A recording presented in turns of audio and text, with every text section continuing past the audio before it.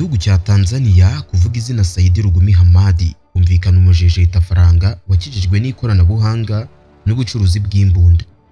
Ndetse uyu mugabo w'imyaka 53 akomeje kugaruka mu matwi ya buri munyarwanda bitewe nuko ari kuvugwa cyane mu nkundo n'abakobwa n'abagore b'uburanga basanzwe bazwi cyane mu myidagaduro ya hano iwacu mu Rwanda. Iri zina Said Rugumi rimaze kuba ikimenya bose mu itangazamakuru ry'imyidagaduro hano mu gihugu cy'u Rwanda, ariko inyuma y'amafoto meza n'imitoma ku mbuga nkoranyambaga hari amateka y'ubuzima akomeye, ishoramari ririmo ibibazo ndetse n'umutima w'ubugiraneza utangaje yigirira. Uyu mugabo agira akazina gatangaje aho bamwe bagira bati ni umuherwe wihishe cyangwa utigaragaza cyane, secret billionaire. Ariko subundi Said ni muntu ki? Afite abagore bangahe se? Ariko subundi yisanze ute mu bwiza bw'abakobwa b'inyarugenge? Reka byose tubigarukeho uyu munsi mu kiganiro cyacu kiri kuri Sana World Official. Bahaye ikaze mu isi yanjye, nitwa Sana.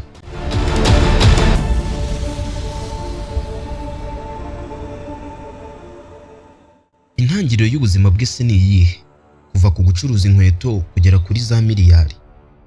Ubundi Rugumi yavukiye mu gace ka Magu i Mwanza muri Tanzania mu mwaka w'1972.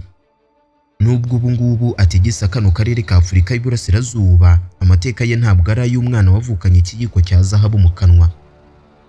Rugumi uri mu bantu bakize kurusha abandi mu karere ka Afurika y'Iburasirazuba nk'uko bitangazwa na African Touch.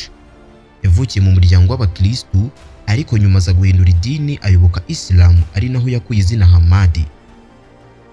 Mu myaka y'1990 Rugumi yari umusore utunzwe no gucuruza inkweto mu mihanda y'i Mwanza. Kubera inyota y'iterambere yerekeje mu mujyi wa Dar es Salaam, akomeza uwo mwuga mu gace ka Mwananyamala, ari naho amahirwe ye yamwenyuriye imboni ze. Amahirwe ya Rugumi yahindutse ubwo yahuraga akaza no gushakana n'umukobwa wa Said Mwema waje kuba umuyobozi mukuru wa polisi muri Tanzania ariyo IGP. Iri sano rishya ryatumye ashinga isosiyete ye ya Rugumi Enterprises Limited mu mwaka wa 2011. Yatangiye ikora ibyo gucapa, printing, n'ibyo gutera imiti yica ubugenekere, fumigation. Nyuma ikaza kwaguka mu by'ikoranabuhanga ICT ndetse n'umutekano.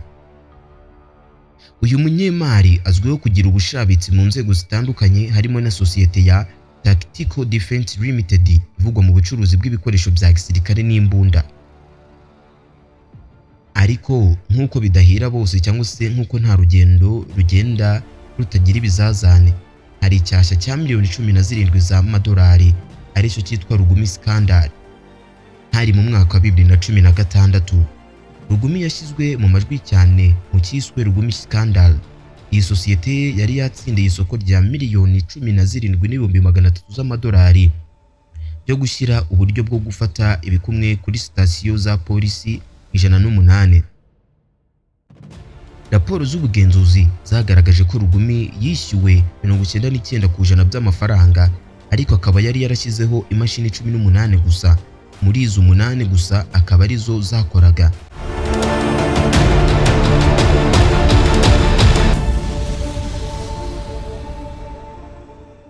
Ibi byakuruye impaka zikomeye mu nteko ishinga amategeko ya Tanzania ndetse no mu nzego z'umutekano.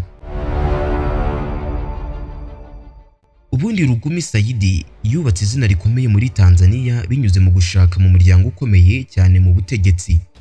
Nkuko twabikomejeho haraguru, Rugumi yashakanye n'umukobwa wa Said Mwema wahoze ari umuyobozi mukuru wa polisi muri Tanzania, Inspector General of Police IGP, hagati y'umwaka 2006 na 2013. Uyu mubano niwo wafashije Rugumi kwinjira mu nzego z'ubutegetsi no kubona amasoko y'ubucuruzi bukomeye. Nubwo hari amakuru avuga ko batandukanye, uyu mugore niwe ufatwa nk'uwabaye imbaraga nyuma y'iterambere rye ry'amafaranga. Uyu Rugumi ni umubyeyi w'abana batari bake, nubwo imibare nyaya yigira ibanga. Abana b'imfubyi. Usibye abana yibyariye ubwe, Rugumi azwiho kuba yarubatse inzu z'igorofa zigera kuri 6 muri Dar es Salaam, aho arera abana b'imfubyi barenga 800. Aba bana bose babayeho mu mafaranga ye, babona ibyo kurya n'ishuri bituma bamufata nk'umubyeyi wabo wa kabiri. Abana yabyaye Rugumi afite abana yabyaye mu muryango we wa mbere muri Tanzania, ariko mu rwego rwo kurinda umutekano wabo n'ubuzima bwite, amazina yabo n'imibare ntibikunze gushyirwa hanze mu buryo bweruye. Umutima w'ubugiraneza, se w'imfubyi zirenga 800. Nubwo izina rye rishobora kuvugwa mu bibazo by'ubucuruzi, Rugumi azwi cyane muri Tanzania nk'umuntu ufite umutima utabara. Mu mpera za 2024 yamuritse umushinga w'amazu agera ku 8 ageretse 4 Osprey Buildings muri gace ka Mwananyamala. Ni amazu yagenewe kurererwamo imfubyi n'abana batishoboye barenga 800. Yavuze ko imfubyi ari igice cy'ingenzi mu muryango wacu kandi ko zigomba guhabwa uburere naho kuba heza. Ariko ntitwagenda tutavuze kuri Rugumi n'Abanyarwandakazi. Uwo ni Miss Mutesi Jolly ndetse na Alia Cool. Mu gihugu cyacu cy'u Rwanda, Rugumi yanditse amateka mu ntangiriro za 2026 ubwo yavugwaga mu rukundo na Miss Mutesi Jolly wabaye Miss Rwanda 2016. Icyo gihe Saidi Rugumi Hamad yakurikiraga cyangwa se gufollowinga Mutesi Jolly wenyine kuri Instagram, ndetse usibye no kuba Rugumi yarafollowingaga Miss Mutesi Jolly kuri Instagram wenyine, akanamutaka birenze urugero, nubwo uyu mukobwa yakomeje kubitera utwatsi. Ariko nyamara mu kwezi kwa 4 2026 ibintu byahinduye isura. Rugumi yagaragaje ko amaso y'umutima we yamaze kuyimurira kuri Alia Cool, umukinnyi wa filime ukomeye hano mu Rwanda cyangwa se Isimbi Alliance. Kugeza ubu uretse konti y'ubucuruzi bwe, Rugumi kurikira kuri Instagram umuntu umwe rukumbi ari we Alia Cool. Ibintu bishimangira ko uburanga bw'u Rwanda ari bwo bukomeje kuyobora umutima w'uyu muherwe ubijyanye n'amarangamutima y'urukundo. Bamwita Rugumi Saidi Hamad. Ni umuherwe ukomeye cyane. Tumaze kumva inkuru ye y'ubuzima bwe bwose, uko yabayeho, ibijyanye n'imfubyi arera ndetse n'ibijyanye n'urushako rwe n'ibijyanye n'inkuru. Ugiye kuvuga ko Rugumi Saidi Hamad muri iyi minsi atari buri kubyimba imbuga nkoranyambaga bigiye bitandukanye hano mu gihugu cy'u Rwanda. Rugumi ugiye kuvuga ko atari we buno uriho kugarukaho cyane kuri za zindi zicaho amajwi, amafoto ndetse n'amashusho nka Instagram, TikTok, YouTube, Facebook n'izindi. Waba ubeshye bitewe n'uko umutima we wamaze kwigarurirwa n'Abanyarwandakazi kandi akibanda kuba ibyamamare.